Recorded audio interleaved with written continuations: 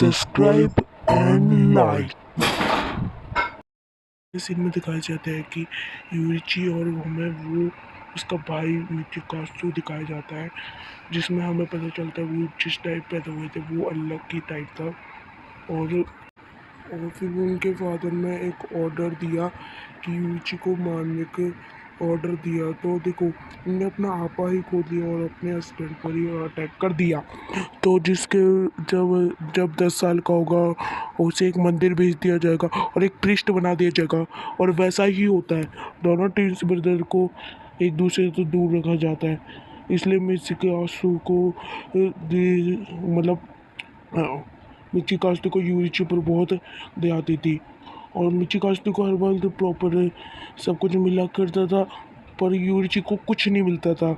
उसे एक छोटा सा कमरा दे दिया था जहाँ पर कम से कम फैसिलिटीज़ थी, और उसका बाहर निकलना भी अलाउड नहीं था। इसी वजह से मिचिकासु अपने भाई पर बहुत दया थी। जब भी उसकी मॉम अपने कमरे से बाहर निकलती थी तो वो अपनी यूरिची भागकर अपनी मॉम को पकड़ देता और हर वक्त उन पर चुपक करती थी, रुक कर। एक दिन यूरिची के फादर नहीं दिख रहे थे, तो एक बारी मिचिकासु उसके यूरिची के रूम में घुस जाता है और उसे एक दे दे। और वो हमें यूरिची के बारे में पता चलता है कि वो कभी बोलता नहीं था, ना कोई स्माइल करता है, तो लोगों का मानना था कि वो बहरा है और उसे कुछ सुनाई नहीं देता। एक बारी जब वो पता चलता है कि एक दिन वो अपनी रेगुलर ट्रेनिंग कर रहा होता है, और एक बारी में यूरिची यूरिची पहली बारी कुछ उसके सामने बोलता है। वो बोलता है, क्या तुम्हारा सपना एक स्ट्रॉन्गेस्ट सामुराई बनने का है?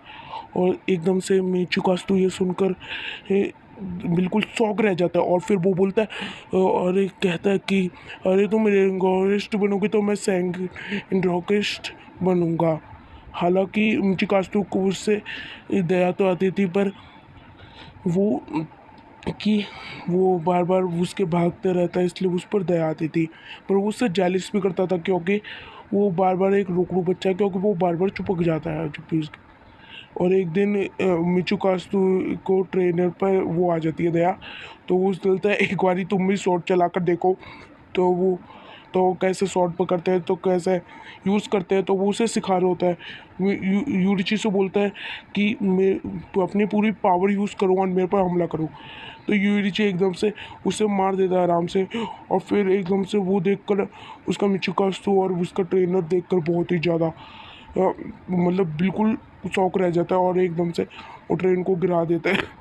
और फिर हमें पता चलता है कि यूरिची है वो कितना ताकतवर है। और उसने जब ट्रेनर को मारा तो उसे बहुत बुरा लगा, और अंदर से बहुत ही गिल्टफुल हुआ, और मिचिकासु जानना चाहता कि ये ऐसा यूरिची ने किया कैसा। और फाइनली यूरिची बता देता है कि उसने कैसे किया। तो उसे पहले ही पता चल गया कि उसके मसल और कैसे हिलने वाले हैं, तो उसने पहले ही पता लगा लिया कि वो कैसा मतलब हमला करने वाला है। 7 साल का जब मिचिकासु ये जब सुनता है तो वो ये सुनकर बिल्कुल शौक ही रह जाता है कि यूरिची इतना इतना इंटेलिजेंट और क्लियरली कैसे हो सकता है। उसके तो कुछ समझ में नहीं आ रहा था, पर उसे इतना तो पता चल गया था कि यूरिची जिंदा चीज़ों के आर पार देख सकता है। मिचिकासु को पहली बार यूरिची से बहुत ही ज़्यादा जेलिस की वो आती है, बहुत ही ज़्यादा जेलिस करने लग जाता है। वो आखिर ये सोच रहा था कि आखिर यूरिची इतना टैलेंटेड क्यों हो सकता है, और वो इतना वो उसे कुछ भी नहीं उसी में बिल्कुल उससे लड़ने का मन भी नहीं करता है, जबकि वो इतना ताकतवर। जब भी वहाँ पर यूरिची आ जाता है, और वो कह रहा है कि उनकी मॉम अब इस दुनिया में नहीं रही, और वो कल कल अपना ये घर छोड़कर चले जाए, लेकिन वो मिचिकासु को कभी भी नहीं भूलेगा। ये भी कहता है कि वो मरते दम तक ये फ्लूट अपने पास रखेगा। और वो अपनी मॉम की बनाई हुई डायरी पढ़ रहा होता है, जिसमें उसे दिखा होता है कि अगला सक्सेसर यूरिची को ही बनाएंगे उसके टैलेंट की वजह से। और इसी वजह से यूरिची घर छोड़कर चला गया था। उससे ये भी पता चलता है कि उसके मॉम का जो लेफ्ट साइड का हैंड है वो भी पैरालाइज हो चुका है।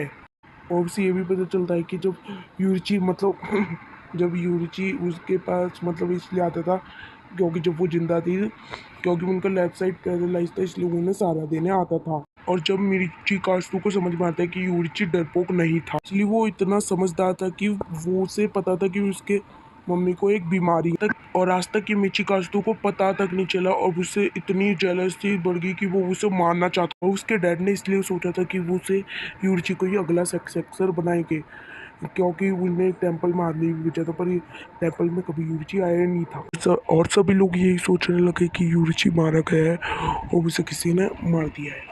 और फिर उसने अपनी फैमिली से कभी कांटेक्ट किया ही नहीं। और ये सब हो जाने के बाद बहुत सालों के बाद हम देखते हैं कि मिचिकास्तु की एक फैमिली भी हो चुकी है।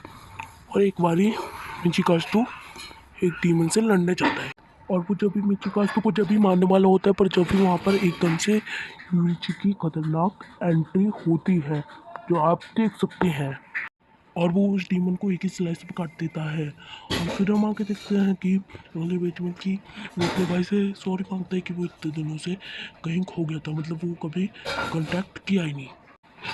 और वो फिर ऐसे ऐसे देखता है कि यूरिची इतना ताकतवर हो चुका है, तो वो बिल्कुल उसकी सुख शांति सब कुछ गायब हो जाते हैं।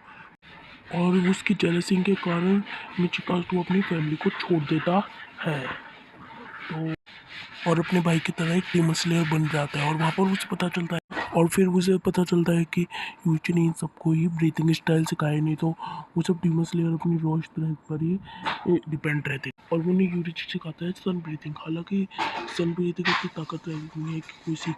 और फिर सारे डीमन स्लेयर एक सन ब्रीथिंग से अलग बिल्कुल एक अपनी खुद की ड्राइव टेक्निक बनाते, जैसे फायर ब्रीथिंग, थंडर ब्रीथिंग और वाटर ब्रीथिंग, विंड ब्रीथिंग और बहुत सारी स्टोन्स ब्रीथिंग। ये सब डीमन स्लेयर तो ताकतवर हो जाती हैं, साथ ही साथ मिचिकास्तु का डीमन स्लेयर मार्क भी अनलॉक हो जाता है। मिचिकास्तु यूरिची का बाइक पर भी सन ब्रीथिंग को कभी नहीं सीख पाता है, ना चाहते हुए भी उसे अपनी खुद की एक टेक्निक बना नहीं पाती है कि मतलब मून ब्रीथिंग, जो कि ऑब्वियसली सन ब्रीथिंग के अपोजिट थी। और फिर हमें अगले पेज में दिखाया गया कि और जब भी यूरिची को समझ में आता है कि डीमन स्लेयर मार्क करने की भी एक कीमत होती है, कि वो सिर्फ 25 साल तक ही जी पाएगा, और बाद में वो एकदम से मर जाएगा। वो 25 साल से ज़्यादा नहीं जी पाएगा, क्योंकि उसने मार्क ज़्यादा दिनों तक वो अनलॉक नहीं कर सकता है, नहीं तो वो मार जाएंगे। और फिर ये सब कुछ जानने के बाद वो एक फैसला लेता है कि वो कुछ तो करेगा। और फिर जब वहाँ पर अपना मुजान मतलब माइकल जैक्सन आता है, और वो उससे फिर कहता है चलो तुम डीमन बन जाओ, क्योंकि तुम्हारी टेक्निक बहुत अनमोल है। और फिर बोलता है वो अपने नीचे झुका ले रहे, क्योंकि वो ज़्यादा दिन जीना चाहता, ना कि वो जल्दी ही मरना चाहता था 25 साल में, तो वो इसलिए झुका लेता है सिर, क्योंकि वो डीमन बना रहेगा तो वो ठीक रहेगा और सबसे बच कर भी रहेगा। तो इसलिए वो झुक जाता है अपने माइकल जैक्सन के सामने और एक डीमन बन जाता है। तो मैं आगे की भी स्टोरी बता देता हूँ कि जब अपना जो मतलब यूरिची होता है वो भी बूढ़ा हो गया होता है, वो उसमें बिल्कुल चलने की भी कुछ भी करने की हिम्मत ही नहीं होती है। और ये सब कुछ अपना कोको सीबू मतलब जो मिचिकास्तु था उसका डीमन बनकर कोको सीबू नाम पड़ गया होता है, वो ये सब कुछ देखकर बिल्कुल जेलिस करने लग जाता है उससे। और वो एकदम से अपनी मून ब्रीथिंग की पावर से उसे एक ही मिनट में पीसेस स्लाइस कर देता है। और ये सब कुछ देखकर यार बहुत डरावना था मेरे हिसाब से तो। और फिर हमें आगे दिखाया जाता है कि अगले पेज पे कि वो जो फ्लूड होता है जो बचपन में उनने एक दूसरे को मतलब दिया होता है, और वो बोलता है ना कि मैं इसे अपने मरते वक्त टाइम तक रखूँगा, कुछ भी हो पर मैं इसे अपने मरते वक्त टाइम पर रखूँगा ही, कुछ भी हो जाए मैं इसके अपने साथ रखूँगा। और फिर ये सब कुछ देखकर मतलब अपना जो मिचिकास्तु मतलब कोको सीबू था वो देखकर बिल्कुल रोने आ जाता है। और यहाँ पर ही हमें मतलब यूरिची और उसकी पास्ट लाइफ के बारे में पता चलता है।